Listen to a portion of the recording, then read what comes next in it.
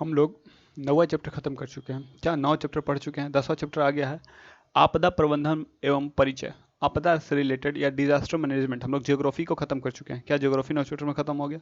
अब हम लोग पढ़ रहे हैं आपदा प्रबंधन को। क्या आपदा प्रबंधन को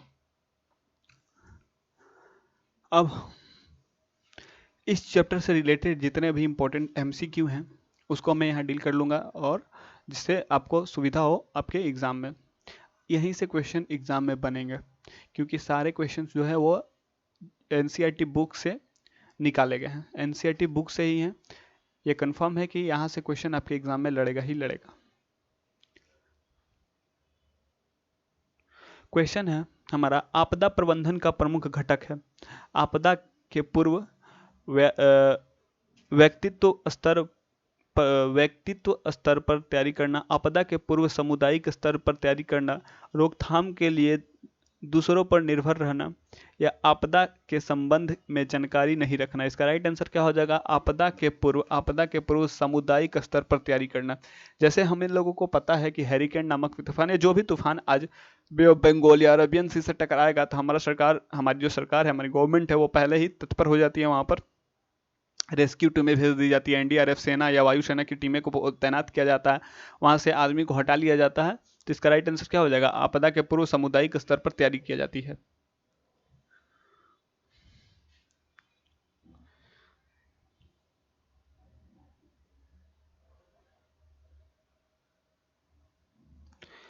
मानव जाति आपदा के प्रभाव को कम करने के लिए कौन सा उपाय है? भूमि उपयोग की जानकारी नहीं रखना, आपदा रोधी भवन का निर्माण करना, या सामुदायिक जागरूकता पर ध्यान देना। इसका राइट आंसर क्या हो जाएगा? सामुदायिक जागरूकता पर ध्यान देना। आपदा से निपटने का सीधा उपाय क्या है? सामुदायिक जागरूकता पर ध्यान देना। तीसरा हमारा प्रश्न है कि निम्नलिखित में कौन आपदा प्रबंधन का प्रमुख घटक है? आपदा पूर्व, इसका राइट आंसर क्या हो जाएगा? फिर से सेम क्वेश्चन को रिपीट किया गया है, तो इसका राइट आंसर हो जाएगा आपदा पूर्व सामूहिक तैयारी। आपदा पूर्व सामुदायिक तैयारी, सामूहिक या सामुदायिक तैयारी। क्वेश्चन है, मानव जाति आपदा के प्रभाव को कम करने का कारगर उपाय क्या है? आपदा रोधी भवन का निर्माण करना, या आपदा रोधी भवन का निर्माण करना, जोखिम क्षेत्रों में बस्ती बनाना, सामुदायिक जागरूकता फैलाना, या में भवन से अनजान बने रहना। इसका राइट आंसर क्या हो जाएगा? इसका राइट आंसर हो जाएगा सामुदायिक जागरूकता फैलाना। क्या हो जाएगा? सामुदायिक जागरूकता फैलाना। निम्नलिखित में कौन धीमी गति से होने वाला परिवर्तन नहीं है? भूस्खलन, अपरदन, भूकंप, या निम्नीकरण। इसका राइट आंसर क्या हो जाएगा? भूकंप। धीमी गति से परिवर्तित नहीं होता, भूकंप बहुत तेजी से आता है और बहुत जल्दी प्रभावित करके चला जाता है। सेकंडों की बात है, पूरे शहर को तबाह कर सकता है भूकंप।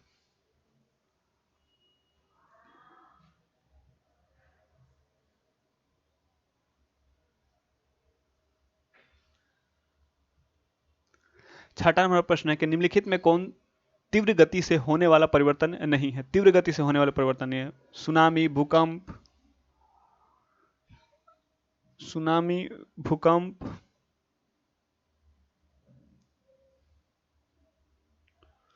ज्वालामुखी विस्फोट और अपर्दन। इसका राइट आंसर क्या हो जाएगा? अपर्दन इसका राइट आंसर हो जाएगा, क्योंकि यह धीरे धीरे होने वाला परिवर्तन है। सातवां नंबर का प्रश्न बोलता है कि निम्नलिखित में कौन सीमित क्षेत्रों को प्रभावित करने वाला परिवर्तन है? सीमित क्षेत्रों को प्रभावित करने वाला, तूफान, नाभिकीय विखंडन, भूमंडलीय उष्मीकरण, या ओजोन परत क्षय। इसका राइट आंसर क्या हो जाएगा? तूफान। तूफान कोई सीमित स्थान पर ही आता है। मान लीजिए कि बे बंगाल में तूफान उठा है, तो उससे कुछ इलाकों को ही प्रभावित करेगा, वहां से पंजाब और हरियाणा को कोई असर नहीं होने वाला है। विस्तृत क्षेत्र को प्रभावित करने वाला परिवर्तन निम्नलिखित में कौन नहीं है? टोर्नेडो, नाभिकीय विखंडन, भूमंडलीय तापन, या ओजोन क्षय। इसका राइट आंसर होगा टोर्नेडो। टोर्नेडो जो अमेरिका का एक नाम का तूफान है, जो एक सीमित, जैसे कि यहाँ तूफान आया उसी तरह का टोर्नेडो भी एक तूफान ही है जो एक सीमित स्थान को ही प्रभावित कर पाता है। निम्नलिखित में कौन मानव जाति आपदा का कारण नहीं बनता? बांधों का टूटना, जातीय दंगा, प्रदूषण या सड़क निर्माण। इसका राइट आंसर क्या हो जाएगा? सड़क निर्माण। सड़क निर्माण मानवीय आपदा नहीं है, मानवीय आपदा का कारण नहीं है।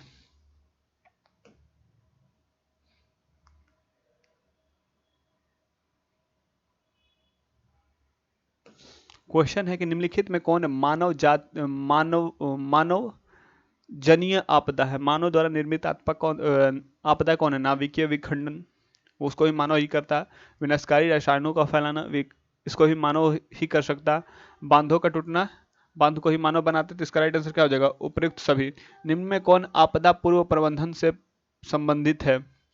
आवश्यक वस्तुओं का भंडारण, युद्ध स्तर पर राहत कार्य, स्वयंसेवी संगठनों का सहयोग लेना या प्रभावित लोगों का पुनर्वासन। इसका राइट आंसर क्या हो जाएगा? आवश्यक वस्तुओं का भंडारण। आवश्यक वस्तुओं का भंडारण, अगर पता है कि हमें इस तरह की समस्या आने वाली है, इससे ये हो सकता है, तो उस वस्तु को हम पहले ही क्या कर लेंगे? भंडारित कर लेंगे, अपने पास रख लेंगे। राहत कार्य चलाना आपदा के लिए किसी चरण से संबंधित कार्य है। आपदा पूर्व प्रबंधन, आपदा के समय प्रबंधन, आपदा बाद प्रबंधन या कोई नहीं। इसका राइट आंसर क्या हो जाएगा? आपदा के समय प्रबंधन। जो आपदा आ गया है उसी समय क्या चलाया जाता है? राहत कार्य चलाया जाता है। क्या चलाया जाता है? राहत कार्य चलाया जाता है, ताकि जो आपदा से ग्रसित लोग हैं उनको राहत पहुंचाया जा सके।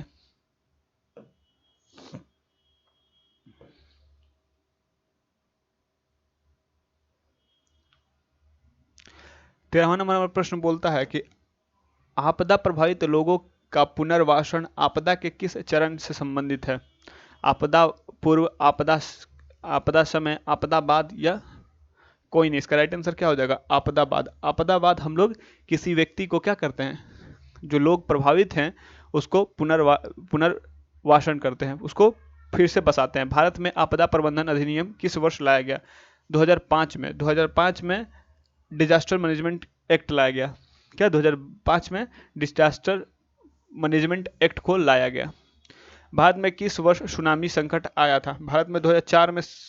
क्या भारत में 2004 में सुनामी संकट आया था, जिसमें आपका गुजरात का, भारत में काफ़ी ज़्यादा लक्षद्वीप आइलैंड हो गया या गुजरात के पार्ट हो गया, तमिलनाडु के कुछ पार्ट हो गए, यहाँ पर काफ़ी ज़्यादा तबाही मचा था, क्योंकि वो उसका मुख्य जो सुनामी आया था वो सबसे अधिक प्रभावित कहाँ किया था? तो इंडोनेशिया, मलेशिया, थाईलैंड, श्रीलंका, इन सभी देशों के ज़्यादा प्रभावित किया था। देश का सबसे बड़ा प्रबंधक कौन है? राष्ट्रपति, वित्त मंत्री, प्रधानमंत्री या गृह मंत्री। इसका राइट आंसर क्या हो जाएगा? प्रधानमंत्री। कोसी नदी किस बाढ़ किस वर्ष उत्तर बिहार में आई थी? इसका राइट आंसर क्या हो जाएगा? 2005 में, 2006 में, 2007 में, 2008 में। तो 2008 में कोसी नदी में बिहार में बाढ़ लाई थी।